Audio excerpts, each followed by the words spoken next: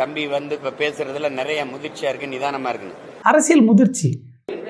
திமுக ஆட்சியிலிருந்து போற வரைக்கும் வெறுங்கால செருப்பு போட மாட்டாராம், அரசியல் முதிர்ச்சி. பெரிய வித்தியாசம் இல்லை. ஸ்டேஜில் செருப்பு தூக்கி காட்டினாரு, இவர் ப்ரெஸ் மீட்டில் செருப்பு அவுத்துட்டேன்னு காமிச்சிருக்காரு. அவ்வளோதான், பெரிய வித்தியாசம் ஒன்றும் இல்லை. கரெக்டு. என்ன ஒரு அரசியல் முதிர்ச்சி, அவ்வளோதான். மக்கள் இன்னும் ஐயோ செருப்பு அவுத்துட்டீங்களா, செருப்பு போடலையா, போங்க ஆட்சியை மாற்றிடுவோம்.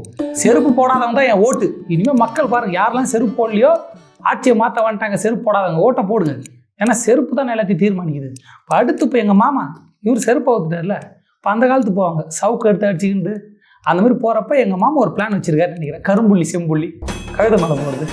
இன்னும் அந்த மாதிரி அவனை போராட்டம் பண்ணி அரசியல் மாற்றத்தை கொண்டு வராங்க. அது மாதிரி இங்க இருக்கிற கொஞ்சம் பேரை படிக்க அனுப்பி, அவர் எங்க படிச்சாரோ அங்க அனுப்பிவிட்டாரு. அனுப்பிவிட்டா கொஞ்சம் என்ன மாமா நடிக்கிறிய? எனக்கு தெரிஞ்ச அவர் லண்டனுக்குலாம் போல, நேராக உங்ககிட்ட தான் பயிற்சிக்கு வந்திருக்காரு.